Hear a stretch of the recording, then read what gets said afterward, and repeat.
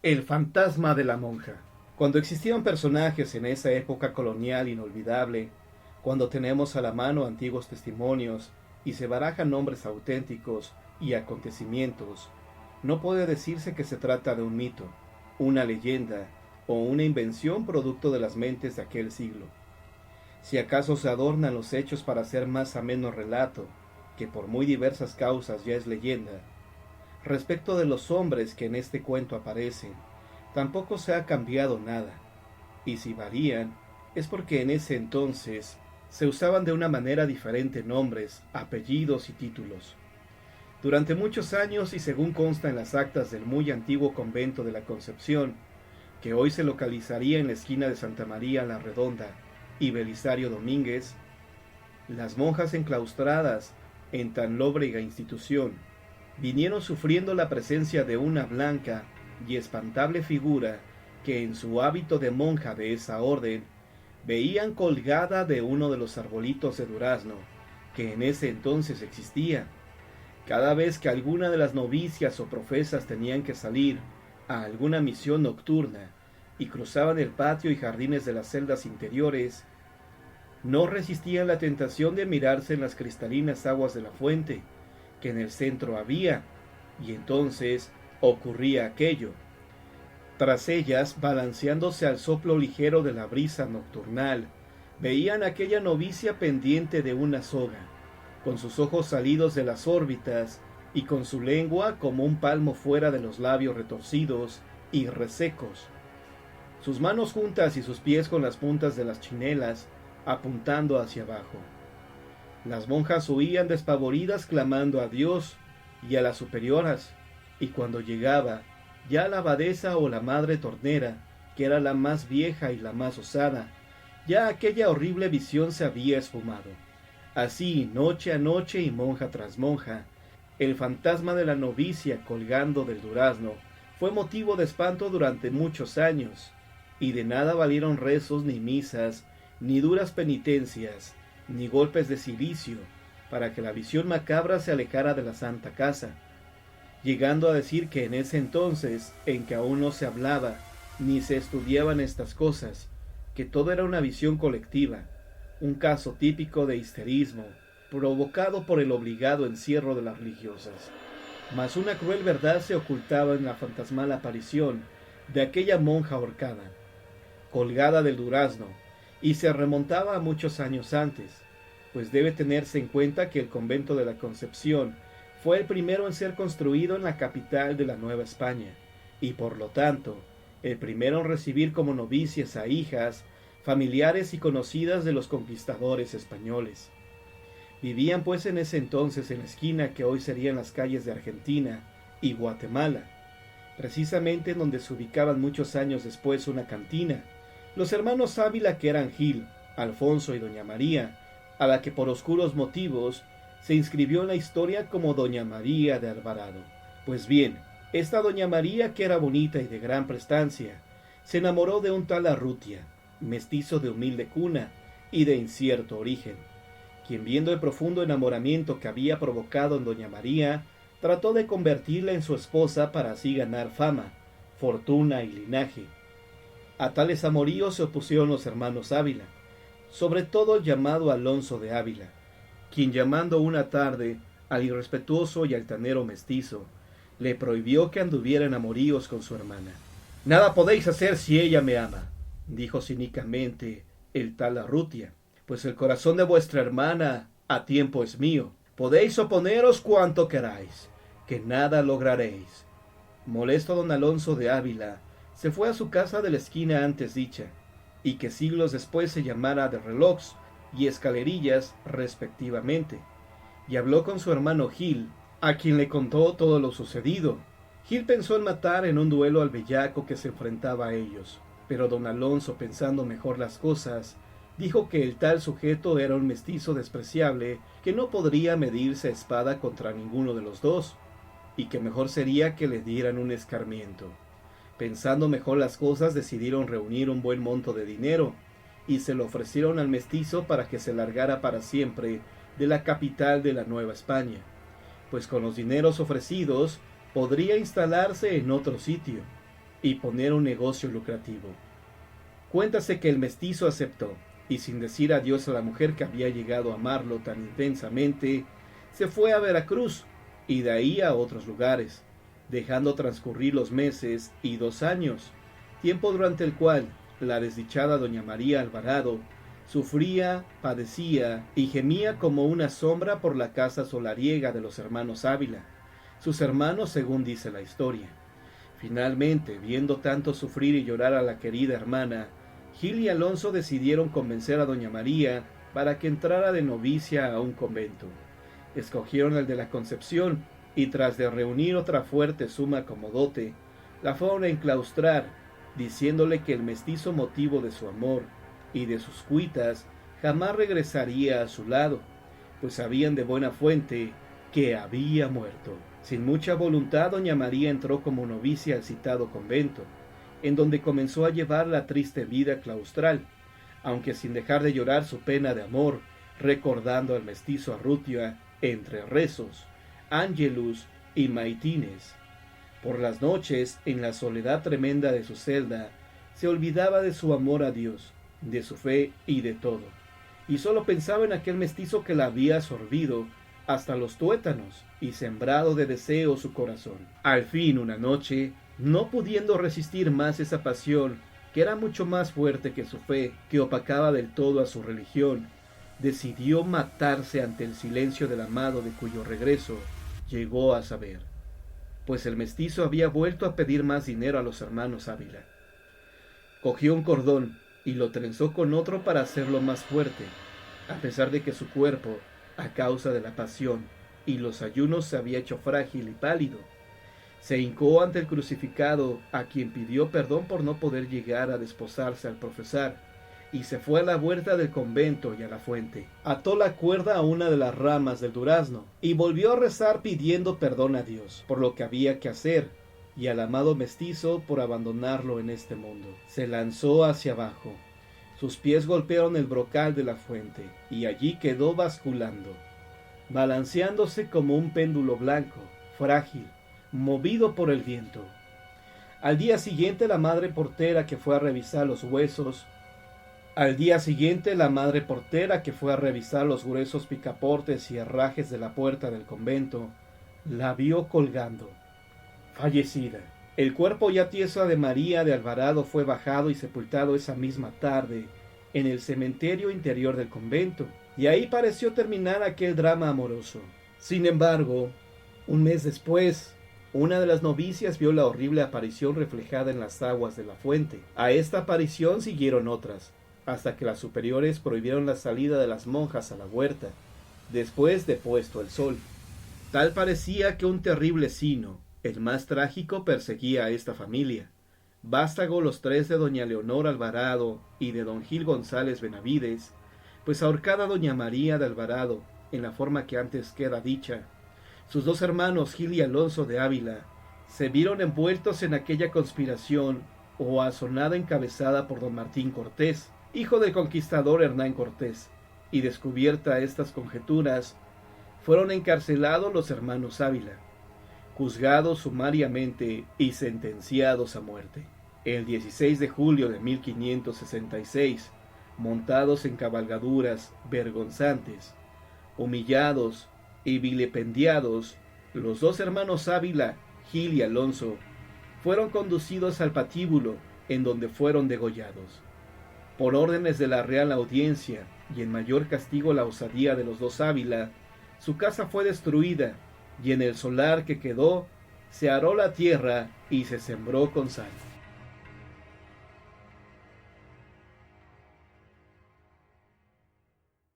Un fraile que no se mojaba. El 3 de enero de 1778 falleció el padre Fray Agustín de San José, natural de Seulledo, en Castilla la Vieja, de edad de 78 años y 62 de hábito. Varón con toda verdad de eterna memoria por sus virtudes, y raro ejemplo que dio así, dentro como fuera del convento. Y sus confesores deponen de no haber perdido la gracia del bautismo. Entró en la religión con especial desengaño, pues habiendo tenido en el siglo muy buenas conveniencias, todas las renunció por darse a Jesucristo. En la religión se dio al ejercicio de todas las virtudes. En el silencio fue un ejemplar bien raro, pues jamás ocupó el tiempo en otra cosa que en el aprovechamiento de su alma, siendo sus palabras muy medidas. Su caridad fue tan grande que era asombroso de todos e informado de ella.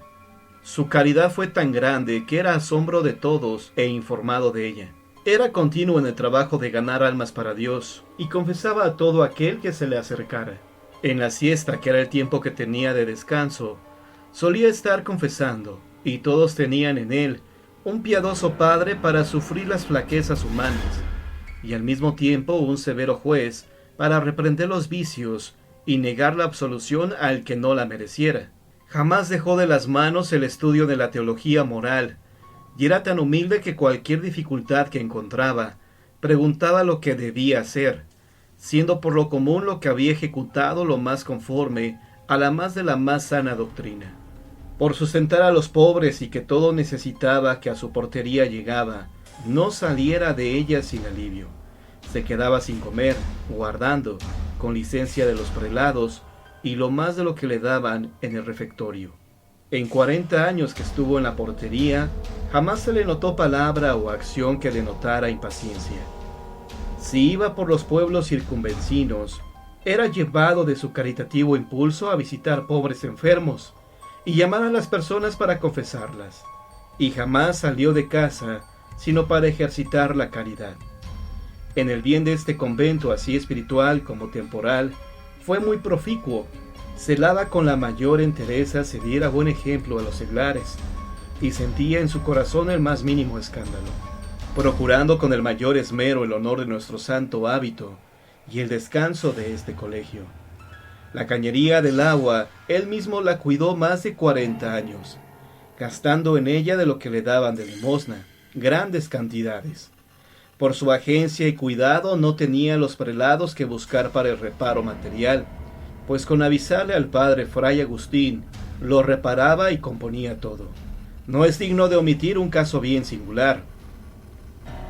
Le llamaron en una ocasión de la ciudad de Lerna, 4 leguas distante de Toluca, para que confesara a un enfermo, y yendo por el camino lo encontró el médico de este convento, que iba en su volante a visitar al mismo doliente. Viendo al médico, el padre Fray Agustín se iba mojando por la mucha lluvia que caía. Lo convidó para que entrara en su volante, y no habiéndolo admitido, prosiguió su camino en lo recio del aguacero. Llegaron uno y otro a la dicha ciudad de Lerma, y cuando todos pensaban al padre Fray Agustín con la ropa mojada, lo hallaron enjunto y seco, teniendo la advertencia el médico Villagómez de tomarle la capa, la que se encontró seca, y él mismo dio noticia del caso referido, y decía que estaba pronto a deponerlo bajo la virtud del juramento. Este y otras muchas cosas, que por brevedad se omiten, nos declaran señales de su mucha caridad y bien del prójimo, y lo aprovechado que se hallaba en el ejercicio de las virtudes, y en lograr el tiempo en la religión, siendo en ella el espejo y ejemplar de la más regular observancia, pues en medio de muchos achaques que en su avanzada edad padeció y sufrió con gran paciencia, nunca dejó la asistencia al coro, y fue necesario mandarle por obediencia se retirara a la celda en la que con bastante trabajo rezaba el oficio divino, gastando en largas horas. Fue tan exacto en la abstinencia de carnes, que aun en la última enfermedad no se pudo conseguir unarse de ellas, celando su mortificación con decir que le hacían daño. Fue en dicha enfermedad un espectáculo de paciencia, y no se le oían otras palabras que dar gracias a Dios por los dolores consentida de los religiosos y seglares que con ansia deseaban alguno de sus pobres trastos por reliquia. Está enterrado en dicho sepulcro, número 10.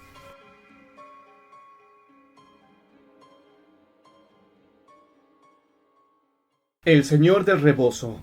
A mediados del siglo XVI funcionaba ya como convento dominico el edificio situado a espaldas del que fuera templo de Santa Catalina de Siena, ubicado en la calle de su nombre, hoy República de Argentina. fundado por ayuda pecuriana de 3 mujeres sumamente religiosas y ricas, conocidas como las Felipas. Este convento recibía la ayuda de casas y encomiendas y rentas, producto de una especie de fideicomiso de estas Felipas, y así comenzó a recibir monjas que se acogían a la advocación de Santa Catalina de Siena. En el templo que, como se dice y se sabe, daba a la hoy calle de la República de Argentina, estaba entrando a la derecha un Cristo de madera, esculpido por anónimo escultor, uno de tantos imagineros que dejó para siempre su arte religioso, sin que se recuerde su nombre. Era un Cristo de mirada triste, de palidez mortal, con grandes llagas sangrantes, y una corona de espinas cuyas puntas parecían clavarse en la carne, la madera que asimismo escurría sangre. Daba lástima esta triste figura del Señor, colocada a la entrada del templo, con su cuerpo llagado, flácido y apenas cubierto con un trozo de túnica morada. Tal vez este triste aspecto del Cristo cargando la cruz fue lo que motivó a una monja que llegó como novicia, bajo el nombre de Severa de Gracida y Álvarez, y que más tarde adoptara al profesar el de Sor Severa de Santo Domingo. Pues bien, esta monja, cada vez que iba a misa al templo de Santa Catalina, se detenía para murmurar un par de oraciones al Señor cargando con tan pesada cruz, al grado de que cada día lo advertía más agobiado, más triste, más sangrante. Pasaban los años y a medida que la monja Sor Severa de Santo Domingo solía pasar más tiempo ante el Cristo, mayor era su devoción, mayor su pena y más grande la fe que profesaba al Hijo de Dios. Así pasaron los años, 32 para ser exactos. La monja se hizo vieja, enferma, cansada, pero no por eso declinó en su adoración por el Señor de la Cruz a cuestas, sino que aumentó a tal grado de que lo llamaba desde su celda en donde había caído enferma y vieja. Una noche ululaba el viento, se metía por las rendijas, por el portillo sin vidrio ni madera, calaba hasta los huesos viejos y cansados de la monja. El aire azotaba la lluvia y la noche se hacía insoportable. «Jesús, Cristo mío», gritó la monja con voz casi inaudible, pero llena de dolor, tratando de abandonar su lecho de enferma. «Dejadme que cubra vuestro enjuto y aterido cuerpo. Venid a mí, Señor, y mostraos ante esta pecadora que sólo ha sabido amarte y adorarte en religiosa reverencia». Arreció el vendaval, y lo insólito de esta historia ocurrió entonces. Llamaron quedamente a la puerta de la celda de la enferma monja, y ésta con muchos trabajos se levantó y abrió, para encontrarse ante la figura triste de un mendigo, casi desnudo, que parecía implorar pan y abrigo. La monja tomó un mendrugo, un trozo de la hogaza que no había tocado, y le ofreció pan mojado en aceite, agua, y sacando de su ropero un chal, un rebozo de lana, cubrió el aterido cuerpo del mendigo. Terminando de hacer esto, el cuerpo de la monja se estremeció, lanzó un profundo suspiro y falleció. Al día siguiente hallaron su cuerpo yerto, pero oloroso a santidad, a rosas, con una beatífica sonrisa en su rostro, marchitado por los años y la enfermedad. Y allá en el templo de Santa Catalina de Siena, cubriendo el enjuto y sangrante cuerpo del Señor con la cruz a cuestas, el rebozo o chal de la vieja monja. Desde entonces, y considerado esto como un milagro, un acto inexplicable, las religiosas y los fieles bautizaron a esta imagen como el Señor del Rebozo, y este Cristo estuvo muchos años expuesto a la veneración de los feligreses, hasta la enclaustración de las monjas, y cuando el gobierno cedió este hermoso y legendario templo, primero para templo protestante y después para biblioteca. El puente del fraile. Doña Esperanza llevaba ya varios días tejiendo en su bastidor, hasta que su esposo don Filberto distrajo su atención, diciéndole que necesitaba que lo acompañara a ver a un amigo que se encontraba moribundo, y que era preciso ir por un sacerdote para aplicarle los santos óleos al susodicho. Inocentemente doña Esperanza le preguntó que quién era el amigo. Ella con toda razón estaba preocupada, pues conocía a todos los amigos de su esposo, a lo que él no respondió. Partieron en carruaje marido y mujer rumbo al convento de Santa Catalina, para ir por un sacerdote, y así confesar y dar los santos óleos al desconocido amigo. Llegaron al convento. El sacerdote se preparó y, presuroso, salió a cumplir su misión extramundana, así que subieron ambos de nuevo al carro en el que esperaba doña Esperanza y partieron hacia el lugar donde se encontraba el amigo en cuestión. Se dirigieron al callejón conocido en aquel entonces como El Carrizo, y que corresponde a lo que actualmente es la calle de Bolívar. Deteniendo su marcha el vehículo en su estrecho callejón, el lacayo abrió las puertas del carro, y al bajar el matrimonio con el sacerdote, don Filiberto le dio la orden al lacayo de regresar a casa, y que ellos continuarían a pie hasta la casa del amigo enfermo. El sacerdote caminaba por la calle empedrada junto a doña Esperanza, y atrás de ellos don Filiberto, quien iba muy callado. Algo le perturbaba y le había robado el sueño. Al ser doña Esperanza una mujer muy guapa y educada, sacaba de quicio a su esposo, ya que éste estaba celoso y creía que su mujer lo engañaba. Dentro de esta obsesión enfermiza, urdió el plan perfecto para primero sacar a su esposa de su casa y conseguir un sacerdote para que la confesara delante de él, y así sabría por seguro si su esposa lo engañaba. Además sabría el nombre del desdichado para matarlo también. Quiero saber con quién me engañas, para matarte a ti y a él también, gritaba enfurecido don Filiberto, al mismo tiempo que arrojaba a la pobre mujer a los pies del sacerdote, sacando su cuchillo y amenazando al padre. Lo obligó a confesar a su esposa delante de él. La pobre mujer no creía lo que pasaba, pues era un alma buena, incapaz de acción de esa naturaleza, y por tratar de complacer al esposo, accedió a decirle sus pecados al ministro de Dios, y terminando de confesarse, se acercó al esposo, al religioso con cuchillo en mano, y le dijo con voz firme: ¿con quién me engaña esta mujer? Dígamelo, o los mato a los dos aquí mismo. Serenándose el sacerdote, quien desde luego quería salvar su vida y la de doña Esperanza, respondió a don Filiberto: lo que su esposa me ha dicho es secreto de confesión, y no puedo revelarlo, puesto lo que he escuchado en confesión, solo en confesión puedo decirlo, y dadas las circunstancias de apremio, accedo a confesarme con usted. El sacerdote se puso de rodillas y sentó al hombre en el barandal del puente del Fraile, sobre el que se encontraban, y aprovechando que don Filiberto había accedido, en un descuido le levantó los pies con agilidad para lanzarlo aguas abajo. Pero instantáneamente, don Filiberto, en un acto reflejo, clavó su daga en la cabeza del religioso, que de inmediato empezó a manar abundante sangre, y privándolo de la vida en el acto, cayendo el cuerpo de la víctima sobre el pecho del asesino, y en el impulso cayó el cuerpo de don Filiberto por el parapeto del puente, quedando sepultado en el fango de las sucias aguas del río que abajo corrían. Doña Esperanza corrió, muda de horror ante la escena que había vivido. Por estos desgraciados sucesos, este sitio fue conocido durante mucho tiempo como el Puente del Fraile.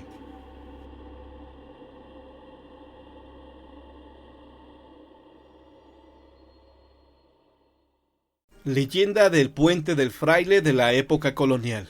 Allá por el año de 1649, en que ocurre esta verídica historia que los años transformaron en macabra leyenda, el sitio en que tuvieron lugar estos hechos consignados en las antiguas crónicas eran simplemente unos llanos en los que se levantaban unas cuantas casuchas, formando parte de la antigua parcialidad de Santiago Tlatelolco. Sin embargo, cruzando apenas la acequia llamada de Texontlali, cuyas aguas zarcas iban a desembocar a la laguna junto al mercado de la Lagunilla, había unas casas de muy buena factura, en una de las cuales, y cruzando el puente que sobre la dicha acequia existía, fabricado de mampostería, con un arco de medio punto y alta balaustrada, había unas casas de muy buena factura, en una de las cuales, y cruzando el puente que sobre la dicha acequia existía, fabricado de mampostería con un arco de medio punto y alta balaustrada, vivía un religioso llamado don Juan de Nava, que oficiaba en el templo de Santa Catarina. Este sacerdote tenía una sobrina a su cuidado, muy linda, muy de buen ver, y en edad en que se sueña con un marido, ella llamada doña Margarita Jáuregui. El tercer personaje de esta increíble pero verídica historia que aparece a fojas 231 de las memorias de Fray Marcos López y Rueda, que fuera obispo de Yucatán y virrey provisional de la Nueva España, lo fue un caballero y portugués de muy buena presencia y malas maneras, llamado don Duarte de Sarraza. Por decirse de familia ilustre, el galán portugués asistía a los araos y fiestas virreinales, y como doña Margarita Jáuregui, por haber sido hija de afortunado caballero, también tenía acceso a los salones palaciegos. Cierta vez se conocieron en una de estas fiestas. Conocer a tan hermosa dama y comenzar a enamorarla fue todo uno para el enamoradizo portugués, que indagó y fue hasta la casa del fraile situada al cruzar el puente de la acequia antes mencionada. Sus requiebros, su presencia frecuente, sus regalos y sus cartas encendidas pronto inflamaron el pecho de doña Margarita Jáuregui, que estaba en el mero punto de edad para el casorio, por lo que pronto accedió a los requerimientos amorosos del portugués. Pero don Fray Juan de Nava también indagó muchas cosas de don Duarte de Sarraza, y supo que allá en su tierra, además de haber dejado muchas deudas, también abandonó a 2 mujeres con sus respectivos vástagos, que aquí en la capital de la Nueva España llevaba una vida disipada y silenciosa, y que vivía en la Casa Gaya y se exhibía con las descocadas barraganas. Además tenía varias queridas en encontrados rumbos de la ciudad, y andaba en amoríos con 10 doncellas. Por todos estos motivos, el cura Juan de Nava prohibió terminantemente a su sobrina que aceptara los amores del porfiado portugués. Pero ni doña Margarita ni don Duarte hicieron caso de las advertencias del clérigo, y continuaron con sus amoríos a espaldas del sacerdote.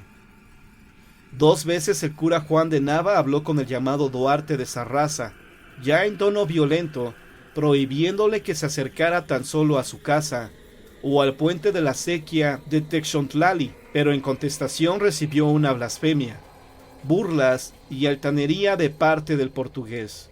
Y tanto se opuso el sacerdote a estos amores, y tantas veces reprendió a la sobrina y a Sarraza, que éste decidió quitar de en medio al clérigo, porque según dijo, nadie podía oponerse a sus deseos. Siguiendo al pie de la letra añejas y desleídas crónicas, sabemos que el perverso portugués decidió asesinar al clérigo precisamente el 3 de abril de ese año de 1649, y al efecto se fue a decirle a doña Margarita Jáuregui que ya que su tío tutor no los dejaría casarse, deberían huir para desposarse en la Puebla de Los Ángeles. La bella mujer convino en seguir al galán burlando la voluntad del cura. El día señalado estaban conversando por la ventana de la casa a eso de la caída de la tarde, cuando Duarte de Sarraza vio acercarse al cura sobre el puente, sobre la acequia de Texostlali, y sin decirle nada a Margarita, se alejó del balcón y corrió hacia el puente. No se sabe lo que dijeron, mejor dicho, discutieron clérigo y portugués, pero de pronto Duarte de Sarraza sacó un puñal en cuyo pomo aparecía grabado el escudo de su casa portuguesa, y clavó de un golpe furioso en el cráneo del cura. El cura cayó herido de muerte, y el portugués lo arrastró unos cuantos pasos y lo arrojó a las aguas lodosas de la acequia, por encima de la balaustrada del puente. Como era de muchos conocida la oposición del clérigo a sus amoríos con Margarita, su sobrina, Duarte de Sarraza decidió ocultarse primero y después huir a Veracruz, en donde permaneció cerca de un año. Pasado este tiempo, el portugués regresó a la capital de la Nueva España y decidió ir a ver a Margarita Jáuregui para pedirle que huyera con él, ya que estaba difunto, ya que su tío había fallecido. Esperó la noche y se encaminó hacia el rumbo norte, por el lado de Tlatelolco. Llegó al puente de la Acequia, pero no pudo atravesarlo. De hecho, jamás llegó a cruzarlo vivo. Al día siguiente, algunas personas que habían pasado por ahí desde muy temprano lo descubrieron fallecido, horriblemente desfigurado el rostro por una mueca de espanto. Como espanto sufrieron los descubridores, ya que don Duarte de Sarraza yacía estrangulado por un horrible esqueleto cubierto por una sotana hecha jirones, manchada de limo, de lodo y agua pestilente. Las manos descarnadas de aquel esqueleto, en el cual se identificó en el acto al clérigo don Juan de Nava, estaban pegadas al cuello de Sarraza, mientras brillaba a los primeros rayos del sol de la luna la hoja de un puñal que estaba incrustado en el cráneo, y en cuyo pomo aparecía el escudo de la casa de Sarraza. No había duda. El clérigo había salido de su tumba pantanosa en la que permaneció todo el tiempo que el portugués estuvo ausente, y al volver a la ciudad emergió para vengarse. Esto dicen las crónicas, esto contó años más tarde la leyenda, y por eso, al puente sin nombre y a la calle que se formó andando el tiempo, se le conoció por muchos años como la calle del Puente del Clérigo, hoy conocida por la 7ª y 8ª de Allende, dando como referencia el antiguo callejón del Carrizo.